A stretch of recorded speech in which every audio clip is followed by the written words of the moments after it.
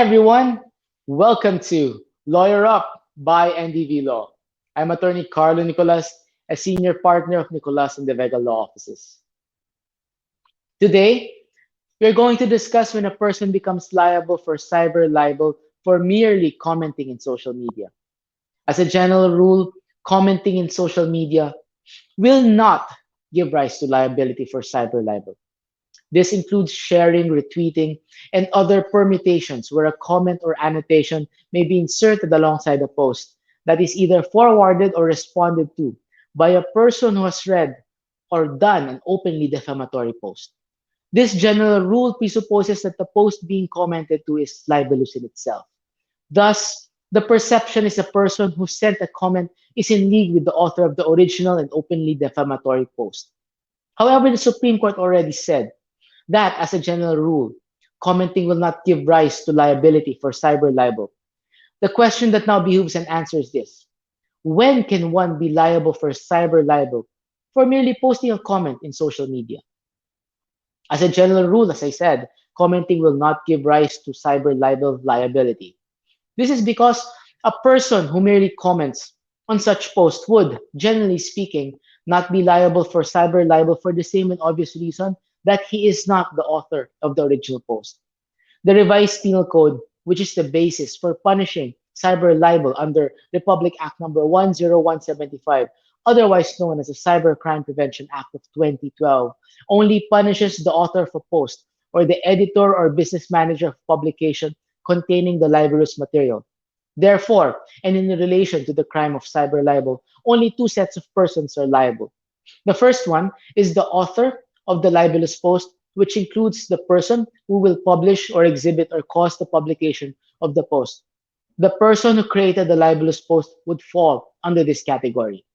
The editor or business manager would be the second type of person in case the libelous post is contained in a book, pamphlet, newspaper, magazine, or other serial publication. Since the person commenting on an openly defamatory statement is neither the author nor the editor, he or she cannot be made liable under the law. In addition, the person posting a general comment or reaction does not share the same criminal intent as that of the author of the defamatory post that he or she commented on.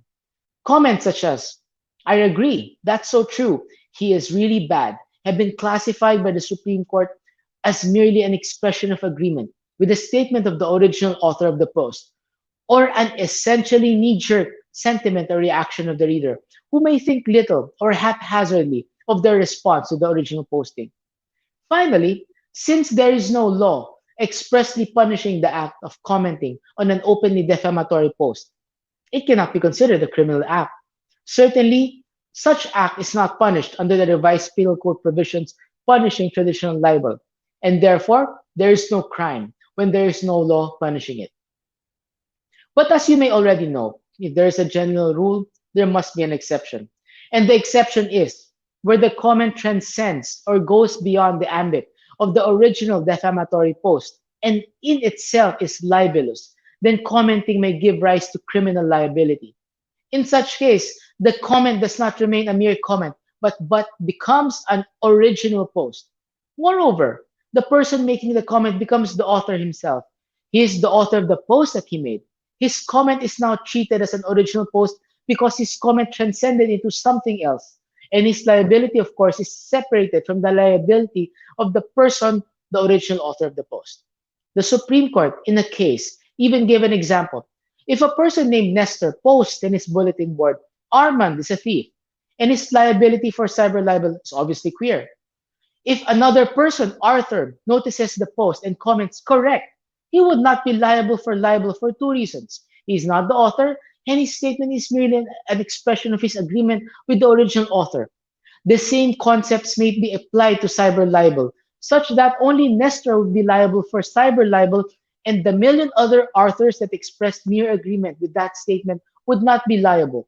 However, hypothetically, what if Arthur comments "correct" on the post and adds further, "Armand is not only a thief, he's also a fraudster. He defrauded many people already and took their money." Will Arthur still be spared from liability for cyber libel? Evaluating the statement of Arthur, "correct," and his second statement, "Armand is not only a thief, but also a fraudster, and that he defrauded many other people and took their money. Evidently, Arthur's statement is no longer a haphazard and knee jerk sentiment, nor an expression of agreement to the statement of the original author Nestor. The implication of Armand as a fraudster who defrauded many other people and took their money is certainly beyond the ambit of the malicious post of Nestor. To that extent, Arthur authored an original post and implicated Armand in the commission of a crime which is beyond what Nestor claimed. Therefore, Arthur's post by itself satisfies the elements of cyber libel because, number one, he imputed the crime of fraud against Armand. Number two, the imputation was made publicly since he commented on an already public post of Nestor. Third, the imputation was clearly malicious and posted with the intention of publicizing the supposed fraudulent character and activities of Armand.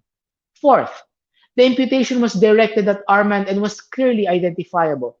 And fifth, the imputation is clearly causing dishonor, discredit, or contempt on the person of Armand. And of course, finally, since the imputation was done through a computer system, since it was a comment to a post made originally by Nestor in social media, it becomes cyber libel. However, we have yet to see a ruling from the Supreme Court discussing this other hypothetical case of commenting, which may subject a person to liability for cyber libel. Nevertheless, applying the previous discussions of the Supreme Court on both traditional and cyber libel, it's quite clear. We can expect a hypothetical scenario to the ruling of the Supreme Court when the case is brought before the High Court to be the same as this disposition. We have now discussed when a comment can give rise to liability for cyber libel. If you want to learn more, you can visit our Facebook page, Nicolas and the Vega Law Offices, and also our website, ndvlaw.com, for a wealth of legal resources. Now, if you found this video helpful, please subscribe to our YouTube channel. Again, this is Attorney Karlo Nicolas of Nicolas and the Vega Law Offices. And thank you for watching Lawyer Up by NDV Law.